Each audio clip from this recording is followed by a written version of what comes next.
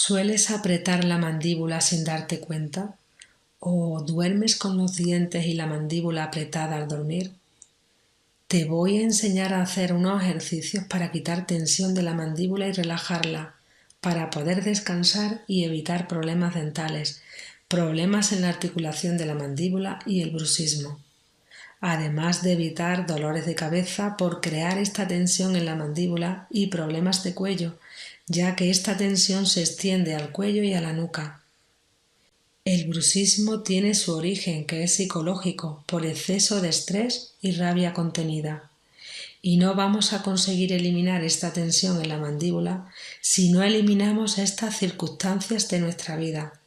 Pero con estos estiramientos y ejercicios conseguiremos aliviar los síntomas y la tensión, mejorando nuestra calidad de vida. Este ejercicio número 5 lo podemos hacer sentados en el suelo, en una silla o de pie. Es muy importante que todas las presiones se realicen por igual en los dos lados con la misma presión aproximadamente para no desequilibrar la mandíbula. En este ejercicio vamos a presionar todos los huesos del cráneo, toda la mandíbula y las encías.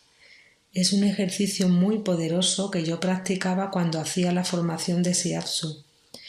Presionar todos los huesos del cráneo y la mandíbula no solo nos va a relajar toda la tensión mandibular, sino que repercute en todo el organismo.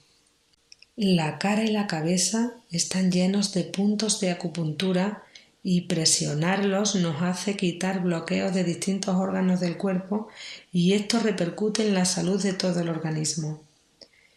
Ahí palpando bien todas las encías, presionando tanto en la mandíbula de arriba como en la de abajo, mientras dejamos la boca muy floja y relajada, toda la mandíbula muy suelta.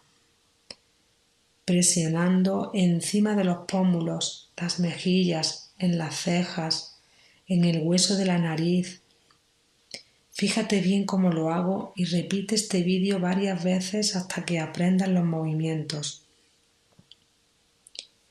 Puedes usar los dedos de las manos o los puños o los nudillos, aflojándote bien toda la tensión acumulada, moviendo bien la musculatura tensa y utilizando tus manos de diferentes posturas.